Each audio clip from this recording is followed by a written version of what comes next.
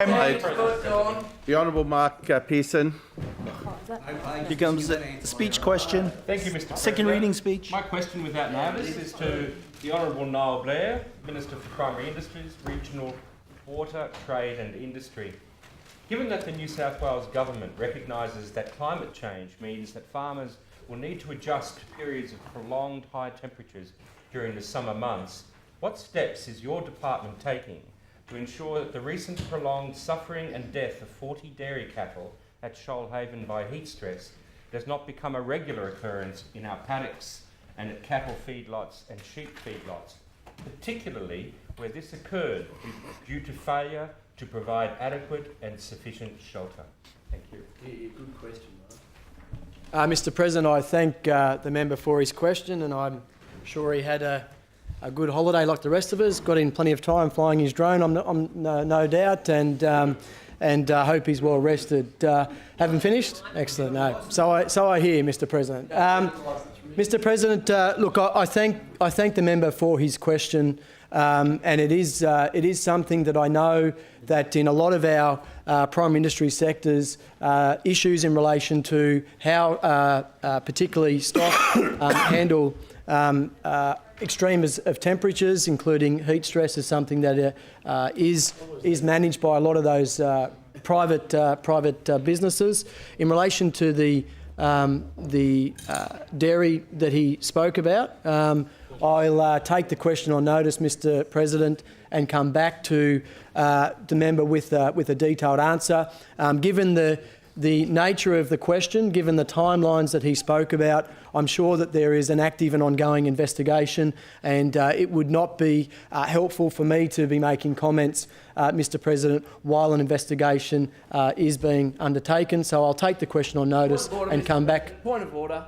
Point of order. The Honourable Jeremy Buckingham on point of The order. honourable member's question clearly mentioned climate change, a very, very serious issue, an issue of interest to people across New South Wales and the honourable member. And so far, the minister has not mentioned climate change in his answer. I'll ask the Honourable Jeremy Buckingham to take a seat. I will ask the Honourable Jeremy Buckingham to be seated. That is not a point of order by any stretch of any imagination. Yep. You will We'll give you that, John. We'll give you that. Of order as an opportunity of debating points. The minister was being generally relevant. He will be heard in silence. Thank you, Mr. President. But before Mr. President, I take the question on notice and come back to the honourable member, can I just make the observation, Mr. President, that any person that would use the death of stock like this as some sort of political stunt in this House, like the Honourable Mr. Buckingham has done, is an absolute disgrace. The honourable member was asking the honourable people are going to war. The honourable member, Mr. Say the words climate change. Order. Order. Can I remind the Honourable Jeremy Buckingham that it was not my intention to call honourable members to order in this first question time.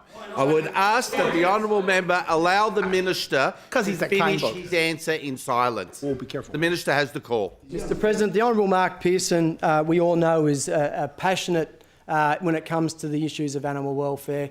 Mr. President, he has asked a genuine question, and Mr. President, I was showing the member the respect that the question deserved, and I was going through and answering the substantive part of the question.